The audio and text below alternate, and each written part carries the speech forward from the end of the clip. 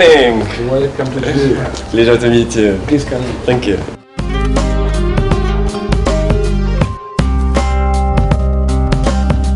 Mr. Fawaz, hello and welcome to the show. First, let me thank you for inviting us in your beautiful property. And shall we start by saying marhaba, ahla wa sahla? Marhaba, ahlan wa sahlan. Since you were born in Lebanon and a kid coming from Lebanon and, you know, going through the big business of jewelry, I think it was difficult. Wasn't that easy to get in the first step? Well, you know, I started to be in this business at the age of 18, and I worked basically more than 20 years for the biggest two companies at the time in the world. So I had a background of a real background of this business. I never studied anything to become gemolog or PR school or design school or whatever. So I learned everything, what you call, in a hard way, and never thinking one day I was going to do this business on my own.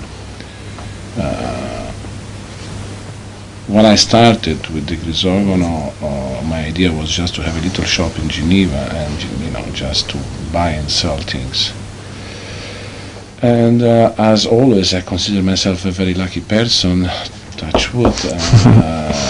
I never planify anything in my life. I just work very hard with passion. Just to give an example, I never considered my job as a job.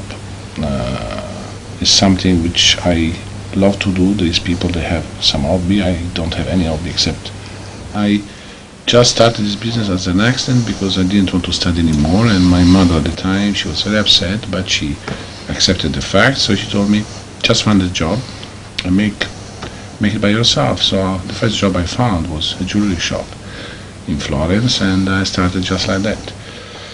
So when I started, as I told you, was, you know, just because I was fed up to work for other people. I had a vision of this business was made only out of love. I never thought about this business, I'm going to become rich and make money out of it. I'm doing this business because I think it's still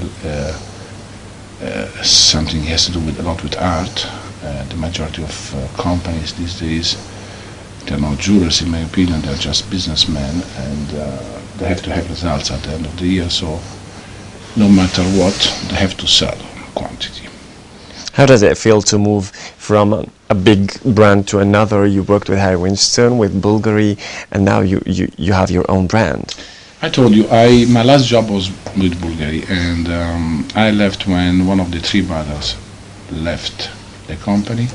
I don't know why. You know, after I worked for Harry Winston and Bulgari, and both companies at the time, they were at the top of the top in that what you call a real jewelry business. I didn't see any other company at the time that I could really fit in. So I said, I'm going to do it on my own,